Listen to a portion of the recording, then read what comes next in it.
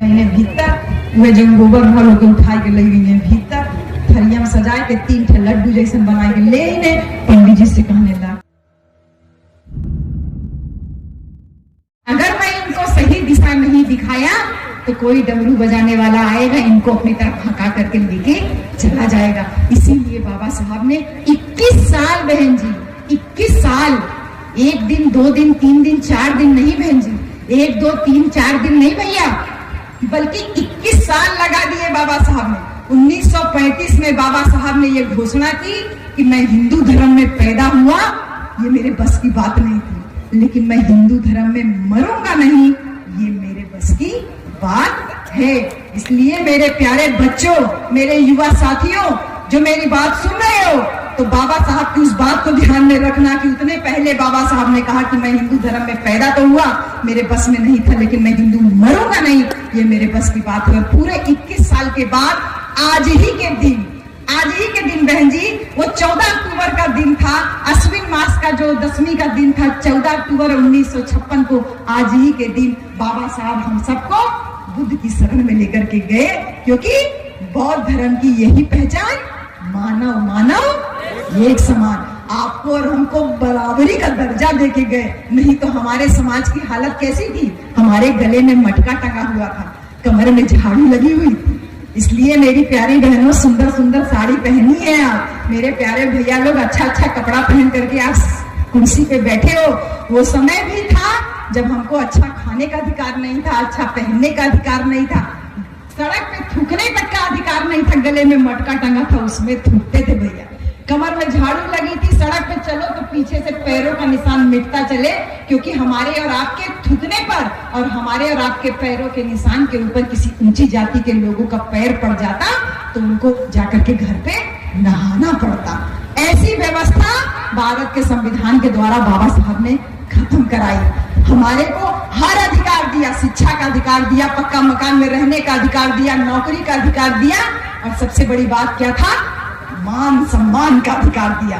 आज कोई ऊंची जाति का हमारे गांव द्वार पे आ जाता है तो क्या हम लोग अपना कुर्सी और खटिया छोड़ के खड़ा होते हैं? हमारे बच्चे क्या बोलते हैं, वही बावन अपन घर के वही ठाकुर अपन घर के ना वही, हम क्या अपन खटिया छोड़ के उठी। ये जो मान सम्मान मिलल न बहनी, ये मान सम्मान हमके संविधान के बदौलत मिलल, और वो संविधान बुद्ध के बात करला। तो बाबा साहब जब 14 अक्टूबर 1956 को बुद्ध की शरण में गए तो उन्होंने आपको और हमको उस जाति से मुक्ति दिला दी, उस बेड़ी से मुक्ति दिला दी जिसमें ये कहा गया कि औरत नरक का द्वार है, औरत पढ़ेगी तो धर्म भ्रष्ट हो जाएगा। और आपो लोगन के लिए भैया ये कहा गया कि अगर आपको रास्ते में 1 रुपया पड़ा हुआ मिल जाए तो क्योंकि आप अछूत हैं, क्योंकि आप शूद्र हैं, आप नीची जाति के हैं, तो आपको पैसा भी इकट्ठा करने का अधिकार नहीं है। आपको अगर रास्ते में 1 रुपया मिल जाए तो जेब में अगर 4 आना हो तो जेब का 4 आना उन रुपया में लगा के किसी ऊंची जाति के व्यक्ति को दान कर देना चाहिए। ये आपके लिए था जो आज चुनौती और तमाम चीज रख के घूमते हो ना, ये अधिकार मिला बहन जी, उस ऊंच नीच की व्यवस्था से तोड़ करके बुद्ध की शरण में बाबा साहब हमको लेकर के गए।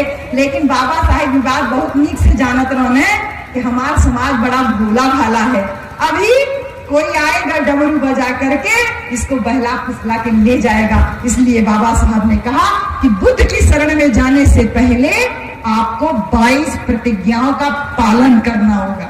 जो आज का विषय है ना कि भारत को बौद्धमय कैसे बनाया जाए, बहुजन का शासक करता जमात कैसे बना जाए, बाबा साहब इसकी व्यवस्था सब कुछ पहले करके गए। बाबा साहब ने कहा बुद्ध की शरण में जाने से पहले आपको 22 प्रतिज्ञाओं का पालन करना होगा।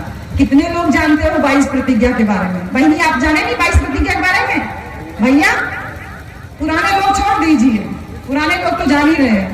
बाबा साहब ने कहा कि 22 प्रतिज्ञा का पालन करना होगा। बहन जी हम पूरी 22 प्रतिज्ञा बोलेंगे तो बहुत टाइम हो जाएगा, मैं केवल एक प्रतिज्ञा बाबा साहब की बोलूंगी कि बाबा साहब ने 22 प्रतिज्ञा में पहली प्रतिज्ञा यही कही कि मैं ब्रह्मा विष्णु महेश को कभी ईश्वर नहीं मानूंगा, इनकी कभी पूजा नहीं करूंगा। ये बाबा साहब 22 प्रतिज्ञा में लिख करके गए।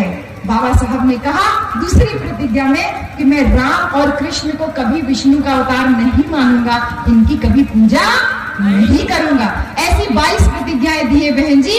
मैं ये कहती हूँ कि आप केवल पहली प्रतिज्ञा का भी अगर पालन कर लिए तो भी आपका जीवन उद्धार हो जाएगा। आपका विधायक बहुत अच्छे से ये बात बोल करके गया, लेकिन क्योंकि वो शासन सत्ता में है, विधायक है, इसलिए वो बहुत सारी बातें खुल के नहीं बोल पाते, लेकिन बहुत सधा हुआ बोल करके गए।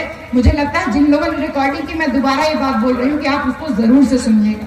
बहन जी, बाबा साहब ने कहा कि 22 प्रतिज्ञाओं का पालन करना होगा, बुद्ध की शरण में जाना होगा। लेकिन आप और हम बहन जी कहेंगी, ए बाबा साहेब तो से ढेर हमने पढ़ल लिखल है, आई जब पंचशील का साड़ी हमारी बहनी पहले है ना, आप लोग कहते हैं कि बाबा साहब तो से ढेर हमने पढ़ल लिखल है।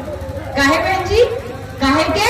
बाबा साहब ने कहा 22 प्रतिज्ञा का पालन करना। हमन का करीला? हमन के बाबा साहब ने कहा गोबर की पूजा नहीं करनी है, बाबा साहब ने कहा देवी देवताओं की पूजा नहीं करनी है, लेकिन हमन का करीला?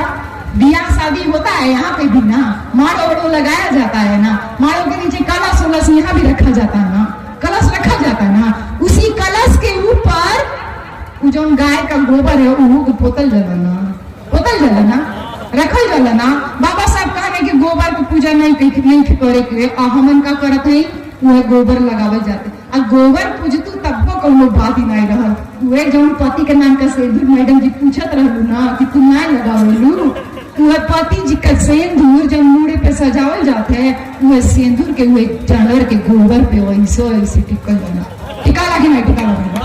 गलत कहा थे तो बताओ बहन जी, टिका लगे नहीं कहे कि हम सिंदूर न लगाइला बहन। हम अपन आदमी के इतना अपमान ना कह सकीला कि जेकरे नाम का सिंदूर या मुड़े पे सजावे के जानवर के गोबर पे तन्ने अपन बुद्धि से समझना। बुद्ध का धम है, बुद्ध माने बुद्धि, बुद्धि की शरण में जाते हैं। हम बोलते हैं बुद्धम शरणम गच्छामि, हम बुद्ध की शरण में जाते हैं। बुद्ध की शरण में जाते हैं तो थोड़ा बुद्धि की शरण में जाना है, बुद्धि की शरण में जाते हैं। दिमाग को खोलिए, कोई भी काम करते हो तो उसके पीछे पूछिए कि हम ऐसा क्यों करते हैं। बहन जी, आप बताए नहीं होते तो आप लोग भी सोच नहीं पा रही थी कि मैडम जी का बियाह भयल है कि ना भयल है। हाँ, पैरों दिखाई दिए थे कि यहाँ से बिछिया उछिया ना पैरल से कंफर्म हो जाते कि बहुत लोगन के कि बियाह ना भयल है। लेकिन हमारे बियाह बहन जी भयल है, 12 साल बियाह को हो गए।